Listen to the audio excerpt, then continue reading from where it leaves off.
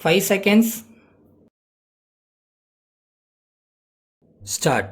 மாண்புமிகு தலைவர் அவர்களே, நிதியமைச்சர் அவர்கள் அளித்திருக்கிற வரவு செலவு திட்டத்தை நான் வரவேற்கிறேன். அவர்கள் அதை நன்றாக சரியான முறையில் தயாரித்திருக்கிறார்கள். பொதுவாக எல்லோரும் விவசாயத்தை பற்றி பேசினார்கள். நெல் விலை ஏறிவிட்டது என்று சொல்லுகிறார்கள். விவசாயம் செய்தவர்களுக்குத்தான் அதிலுள்ள கஷ்டம் தெரியும். இப்போது நெல் விலை அதிகமாக ஏறவில்லை. நெல்லின் விலைக்கு கட்டுப்பாடு விதிக்க வேண்டும் என்று சொன்னார்கள். அப்படி ஒரு கட்டுப்பாடு விதித்தால் உடனடியாக அதன் விலை ஏறிவிடும். அதை நன்றாக கவனிக்க வேண்டுமென்று கேட்டுக்கொள்கிறேன். கட்டுப்பாடு விதித்தால் வெளிச்சந்தையிலே நெல் கிடைக்காது, அது கருப்பு சந்தைக்கு போய்விடும் என்று சொல்லிக்கொள்ள விரும்புகிறேன். ரேஷன் இருந்த காலத்தில் நெல் விலை கட்டுப்பாட்டில்தான் இருந்தது. அப்போது நெல்லை அதிக விலையிலேதான் விற்று வந்தார்கள். ஆகவே கட்டுப்பாடு இருந்தால்தான் விலை அதிகமாக ஏறும். கட்டுப்பாடு என்றால் நெல் விலை கட்டுப்பாடு மட்டும் இருந்தால் போதாது. விவசாயத்திற்கு தேவைப்படும் கருவிகள், ரசாயன உரங்கள் போன்றவற்றுக்கும் விலை கட்டுப்பாடு இருக்க வேண்டும். எத்தனையோ கூட்டுறவு சங்கங்கள் ஏற்படுத்தி இருக்கிறார்கள்.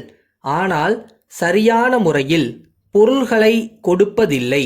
இதையெல்லாம் அரசு சரியாக கவனிக்க வேண்டும். நல்ல உணவுப் பொருள்கள் உற்பத்தி செய்ய இப்பொழுது ரசாயன உரம் கிடைப்பதில்லை.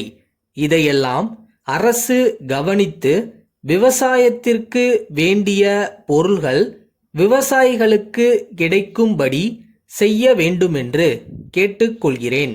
அடுத்து, அரசு பூச்சி மருந்து கொடுக்கிறார்கள். அப்படி கொடுக்கும்போது 2 ஏக்கருக்கு உட்பட்டு நிலம் வைத்து கொண்டு இருப்பவர்களுக்கு அந்த மருந்தை இலவசமாக கொடுத்தால் நலமாக இருக்குமென்று நான் கருதுகிறேன்.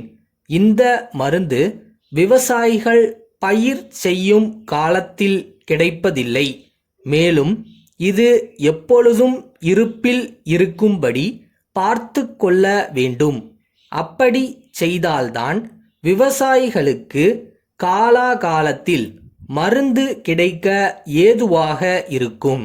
அடுத்து, மின்சார சக்தி வழங்கும்போது ஒரு குதிரை வேகமுள்ள மோட்டார் வைத்து கொள்ள வேண்டுமென்றால் அதற்கு 50 ரூபாய் கட்ட வேண்டுமென்று இசைவு பத்திரம் எழுதி வாங்கிக் கொள்கிறார்கள். அப்படி வாங்கிக் கொண்டாலும் உடனடியாக மின்சாரம் கொடுக்கப்படாமல் 4-5 மாதம் கடந்து விடுகிறது. பயிரிடுவதற்கு மின்சாரம் மிகவும் தேவையாகிறது. அப்படி தேவையான முக்கிய காலங்களில் மின்சாரம் தராமல் நிறுத்தி விடுகிறார்கள்.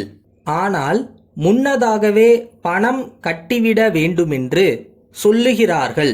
இதை உடனடியாக கவனித்து மின்சார வசதியை காலாகாலத்தில் செய்து கொடுத்தால் விவசாயம் நல்ல முறையில் நடக்கும்.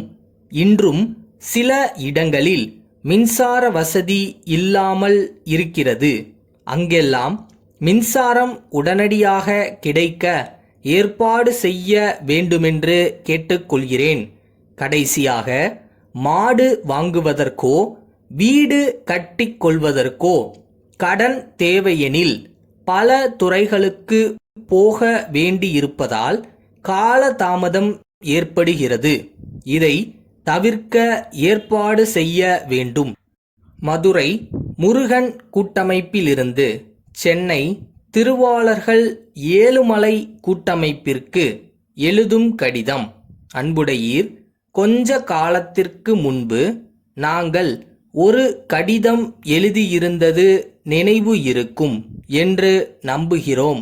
அப்போது சில பொருள்கள் குறித்து உங்களுடைய விலை மதிப்பை கேட்டிருந்தோம். ஆனால் அப்போது நீங்கள் இருந்த நிலைமையில் அந்த வாய்ப்பை பயன்படுத்திக் கொள்ள முடியவில்லை என்று தெரிவித்திருந்தீர்கள். அதே நேரத்தில் அடுத்த சந்தர்ப்பத்தில் வாய்ப்பு அளிக்கும்படி சொல்லியிருந்தீர்கள். தற்போது நாங்கள் ஒரு வாடிக்கையாளரோடு ஒரு பெரிய ஒப்பந்த வேலையை ஏற்றுக்கொண்டுள்ளோம். அதை முடிப்பதற்கு சில முக்கியமான பொருள்கள் தேவைப்படுகின்றன. உங்களை போன்றவர்களுடைய ஒத்துழைப்பை கொண்டு அப்பணியை வெற்றிகரமாக முடித்துவிடலாம் என்று நினைக்கிறோம்.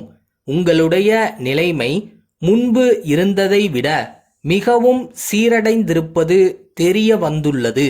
எனவே இத்துடன் இணைக்கப்பட்டிருக்கும் பட்டியலில் கண்டுள்ள பொருள்களுக்கு தங்களுடைய விலை மதிப்பை அனுப்பி வைக்குமாறு கேட்டுக்கொள்கிறோம். தங்களுடைய பதிலினை விரைவில் எதிர்பார்க்கிறோம். நம்முடைய பழைய தொடர்பை புதுப்பித்து கொள்ள முடியும் என்று நம்புகிறோம். தங்கள் நம்பிக்கையுள்ள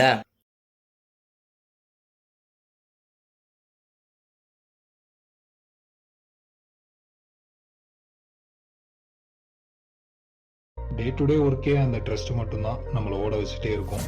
என்னதான் நமக்கு லேக் ஆனாலும் எவ்வளோ ஸ்லோவானாலும் அந்த ஊருக்கு நம்ம போகிறோம், அவ்வளோதான்.